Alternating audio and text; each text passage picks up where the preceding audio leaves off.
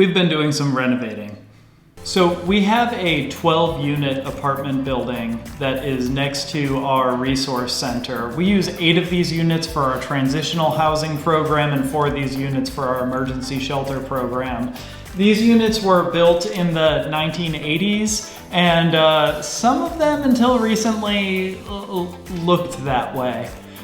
We love this apartment building because it's former student housing, and that means central living area, obviously, where I am right now, but also big bedrooms, 3 of them, and each with their own private bathroom, which is great for when we have larger families with us. So like I said, this building, built in the 1980s, some of the units still very much looked like it, and right now we are in apartment I, which was definitely one of those units that was still looking like it was in the 80s. The floor needed to be replaced, it needed new cabinets, new countertops, new paint. It needed new everything. And it got new everything, which is great because we don't want these apartments to be disruptive space. We want these to be places where people can thrive while they're in our programs and really commit themselves to making some of the necessary changes in their lives to turn their lives around. And we're able to provide that now, not just with the renovations in this apartment, but also in some of the other transitional housing apartments that really still need a lot of work to,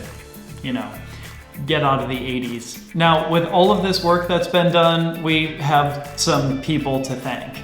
One is the Cannon Foundation, who provided the funding to redo the floors in these units. The RRAR Realtor Giving Network, who did the staging and the decorating to really make these places feel like a home. One donor who chose to remain anonymous, who provided enough money for us to replace the toilets in this building.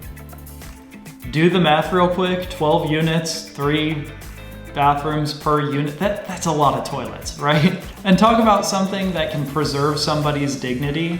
And then also thank you to you. A lot of you regularly donate to our programs so that we can not just provide the services, but also provide really great atmospheres for people to receive those services in. So thank you so much. And if you'd like to contribute to our programs or be part of a future project, then you can head on over to www.familypromisetriangle.org/donate. We also want to thank New Haven Design Company, who did these renovations. They do great work, which in and of itself is a great thing. But I happened to be in this apartment while Juliana from the New Haven Design Company was doing a final walkthrough, and she was just noticing little things like, oh, we need to straighten this towel rack a little bit, or we need to touch up this little bit of corner round in the corner, or something like that. It was really touching to see somebody put that level of care into a walkthrough for a shelter unit or a transitional housing unit.